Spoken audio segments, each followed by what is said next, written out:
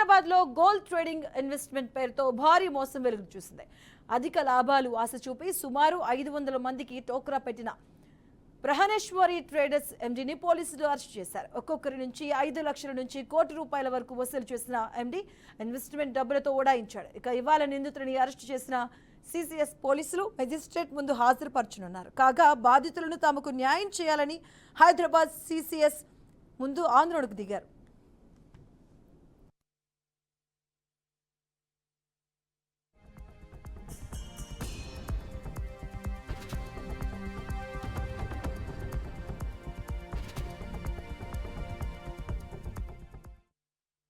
మేము ఒక Karnataka gold trading, ప్రహనేశ్వరి trading, తర్వాత ఏమో దీక్ష ట్రేడింగ్ అని చెప్పి పేరుతోని రాజేష్ హర్సిగూడలో అతిపెద్ద మోసం చేశాడు. అందరికీ ఫ్రాడ్, అందరి దగ్గర 150 కోట్ల రూపాయల స్కామ్ జరిగిందండి. ఇది ప్రతి ఒక్కరి దగ్గర పేరున అందరిని ఒక చెక్కులు ఇచ్చాడు. మాకు అన్ని దొంగ చెక్కులు ఇచ్చాడు, దొంగ సిగ్నేచర్ చేశాడు, ఫ్రాడ్ సిగ్నేచర్.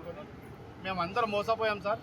దయ ఉంచి ఈ కేసుని చాలా బలపరిచి మీరందరూ కూడా మమ్మల్ని సహకరిస్తారని, దయచేసి న్యాయం చేయాలని, ఇంకోటి ఏంటంటే రాష్ట్ర ముఖ్యమంత్రి రేవంత్ రెడ్డి గారు కూడా వినవిస్తున్నాను నేను. ఇది ఇప్పుడు అతను మళ్ళీ రీసెంట్గా కాంటాక్ట్ అయ్యాడు. మా దాంట్లో కొందరు కాంటాక్ట్ అయ్యేసి, లేదు ఇంకా కొంచెం డబ్బులు అవసరం ఉన్నాయి, ఇన్వెస్ట్ చేయండి, ఎంత అయితే డబ్బులు పోయినాయి ఆ డబ్బులు మొత్తం మళ్ళీ నేను ట్రేడింగ్ చేసి రికవర్ చేసి ప్రతి ఒక్కరికి క్లియర్ చేస్తాను అని చెప్పాడు.